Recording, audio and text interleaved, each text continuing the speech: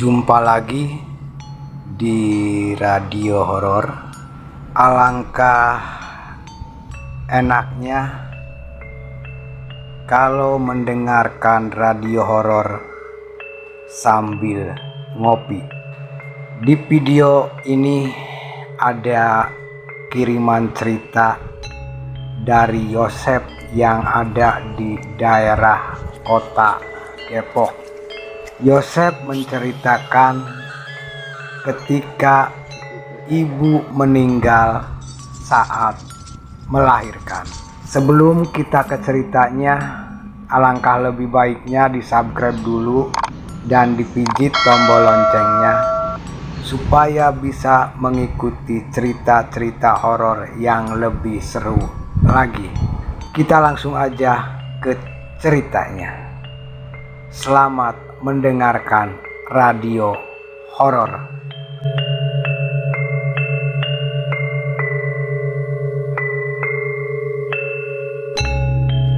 Yang berjudul Ketika Ibu Meninggal Saat Melahirkan. Yang membaca cerita ini inisial Yosep yang berada di Depok. 7 tahun silam, saat itu Yosep masih duduk di bangku kelas 2 SMA di daerah Depok. Yosep mempunyai seorang sahabat dekat yang mempunyai seorang adik perempuan berusia 5 tahun. Saat itu ibunya pun sedang mengandung di usia yang sudah waktunya melahirkan. Pada waktu itu hari Rabu, Yosep pulang sekolah naik angkot. Di perjalanan, sahabat Yosep ini ditelepon oleh bibi atau oleh kakak pertama dari ibunya, yang memberi kabar bahwa ibunya sudah mau melahirkan di Bidan Winda. Yosep pun bergegas turun dari angkot. Kemudian Yosep naik motor ojek omprengan alias satu motor bertiga. Lumayan jauh juga ke rumah Bidan Winda itu, hingga kurang lebih menempuh perjalanan 1 jam. Yosep pun baru sampai ke sana.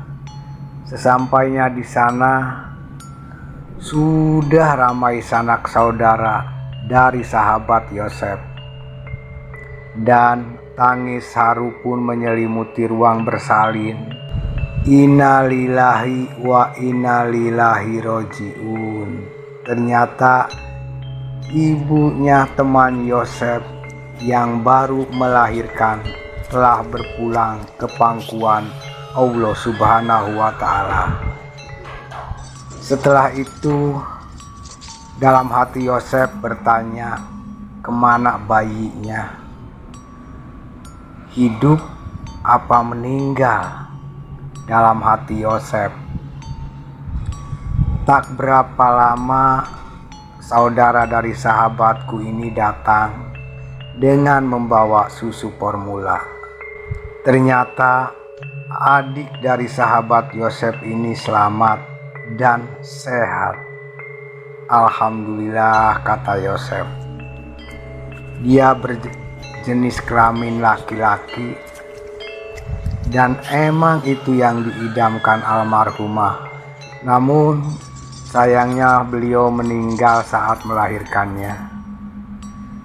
Singkat cerita, akhirnya jenazah ibunya dibawa pulang ke rumah karena hari sudah semakin sore.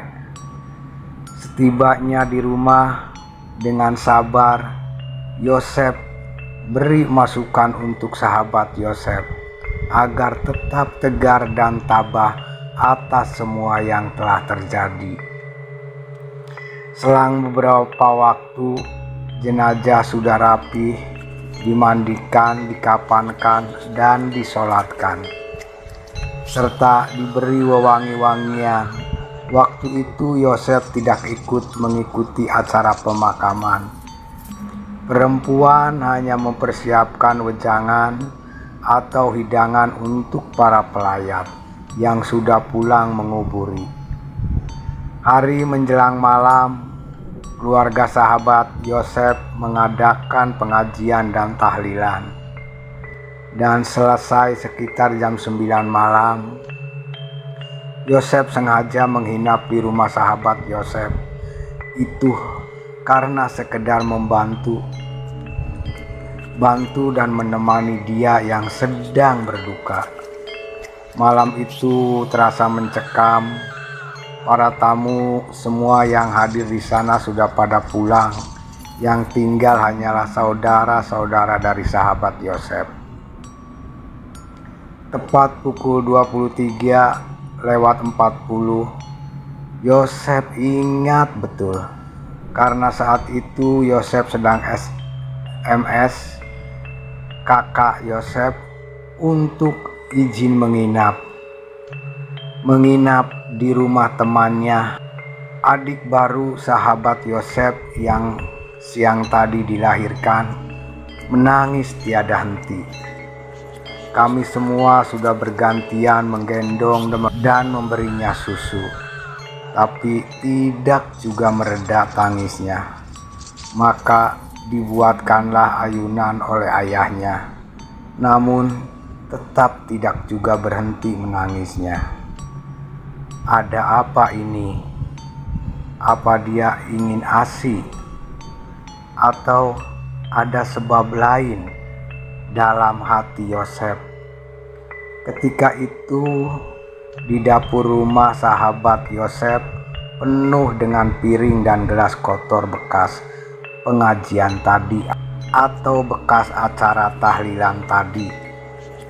Tak ada satupun yang mencucinya, mungkin karena saudara-saudaranya terlalu lelah dan sibuk. Tiba-tiba dari arah dapur terdengar suara piring dan gelas seperti sedang ada yang mencuci. Kami semua yang berada di ruang tamu keheranan dan merinding karena enggak ada satupun yang ada di dapur. Adik temannya Yosef pun nangisnya bertambah keras. Lalu Yosef menggendongnya lagi dan bergantian dengan kakak dari ibundanya yang almarhum. Ia punya firasat kalau yang di dapur itu ibunya. Anaknya yang baru dilahirkan pun nangisnya luar biasa. Mungkin bisa jadi karena ibunya ingin menggendongnya. Suara itu masih terdengar. Si Dila, adik perempuan sahabat Yosef, bilang, "Kakak, si mama manggil-manggil adek Farhan melulu." Karena nama bayi itu namanya Farhan. Kami semua kaget. Akhirnya dilihatlah sama ayah ke dapur. "Astagfirullahaladzim," teriaknya sangat kaget sambil berlari sontak. Kakak dan ibundanya, sahabatnya, saya menggendong bayi yang sudah dikasih nama Farhan dari ayunan sembari berkata, Neng, sudah jangan dicuci. Besok juga ada si Indah yang nyuciin. Kita pada capek, Neng. Kamu jangan bikin takut orang-orang di sini. Sudah, Neng, yang tenang di sana." Ayahnya pun bilang, "Neng, biarlah anak-anak Neng, biar saya yang ngurusin." Suara itu bukannya berhenti, tetapi malah makin menjadi.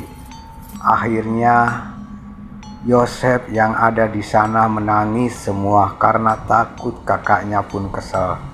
Kakaknya pun saking kesalnya, "Udah lu, kalau kagak mau nurutin gua, kagak bakal gua urusin anak-anak lo. Biar mau jadi apa juga kagak bakal gue anggap.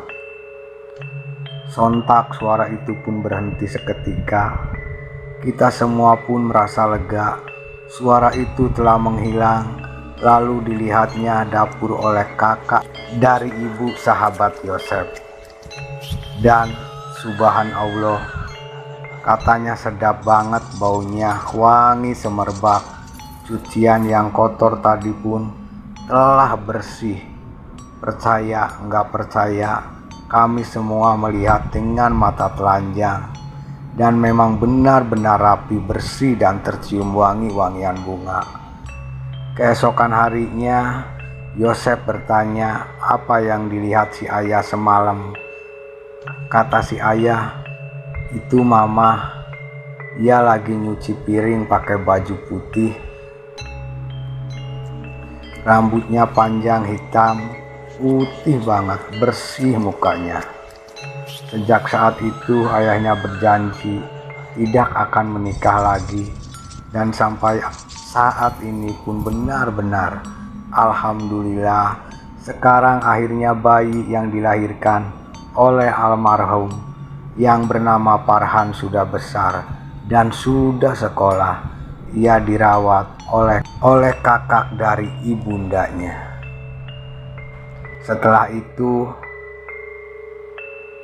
Farhan akhirnya hidup bahagia sampai sekarang.